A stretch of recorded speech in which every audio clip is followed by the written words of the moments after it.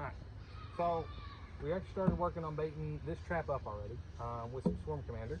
I've already sprayed it. We'd show you that, except for I forgot and we didn't have it on camera. But if you watched our video last week, you'll remember, kind of recognize this frame. We went through and found some old brood combs that remember we said were from some cutouts, and I've kind of pushed to make it get straight. And this is one of the things we're going to use as an attractant for our swarm traps.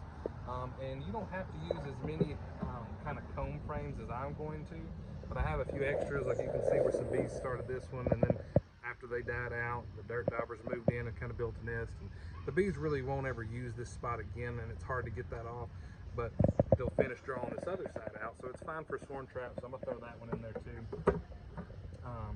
These are just some old frames. Again, it's got a little bit of comb, but almost nothing. The bees should work on it whenever they move in and draw that the rest of the way out. It won't ever be a frame I want to leave in the hive, but it'll make great for swarm trap frames in the future. So I'm going to go ahead and throw this one in there. Now, generally speaking, you probably don't need more than one or so frames that look, similar to what you're seeing here. But I have a lot of extras, so there's no reason not to. This is from an old cutout. You can see there's no foundation behind it, but there was brood and drone comb and different things. And all we've done is come in here and rubber banded it. If the bees move in, they'll kind of completely end up drawing this out and connecting it to the frame. And that'll give us yet another really good swarm trap frame for the future, because I like to put several swarm traps out. We're really starting to get ready. I haven't heard of too many swarms in our area yet, but I do know they're coming. Now what we did put one spray of Swarm Commander on the lid on the underside so that we can close this up. And then I took a Q-tip and sprayed the entrance with the Q-tip in the way twice and threw the Q-tip inside already.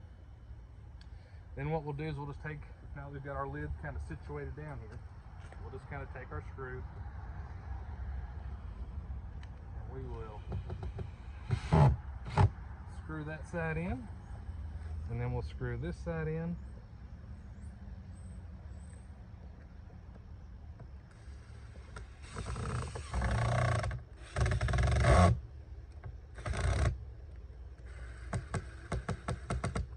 Now that takes care of our swarm trap. Now we're going to turn the video off for a second, take you over to the tree where we're going to put it in, and we'll show you that as well. So if you look, what we have here is a pine tree with a little bit of a lower branch, and basically I picked this because it's not too terribly high, but it does get the swarm trap up a little bit off the ground.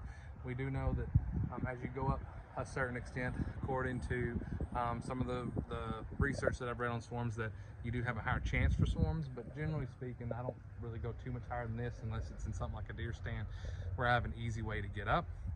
And what we'll do is we'll kind of put it in the crook there, or in the little crook, and we'll kind of attach it to these two straps. So I'll be right back.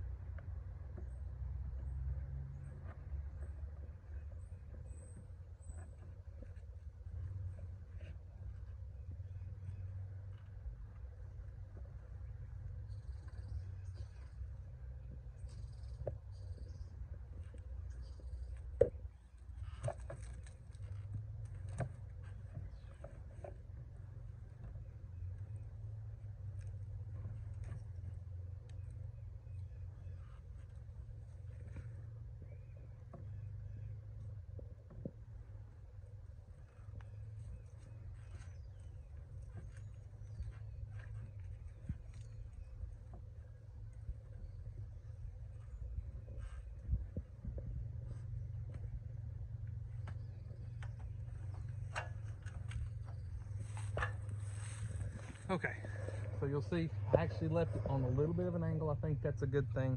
I think bees want it pretty level, but that gives it away for any water or anything if it were to get in there, condensation to kind of drain out. Though I don't like it to be, you know, leaning too crazy towards the ground.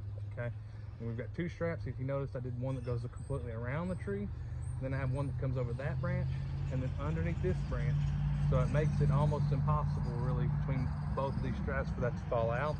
And we'll be watching this pretty closely, so if we happen to catch a swarm, I shouldn't let them get too heavy before I actually pick that whole box up and take it with me, so it shouldn't be any kind of an overcomplication. Now, if you were to look at our dimensions on our swarm trap there, it basically holds 5 frames, just like a nuke box. But what we did is it's about 6 inches deeper than your standard nuke box, which gives it a little bit of that empty space in there, so that if the bees move in, you know, they'll know that there's plenty of comb in there. They'll have comb that they can work on, and then they'll even feel that empty kind of void at the bottom, which I think is important whenever you're setting your swarm traps out. If you have any questions, anything along those lines, you know, let us know. Otherwise, keep in tune.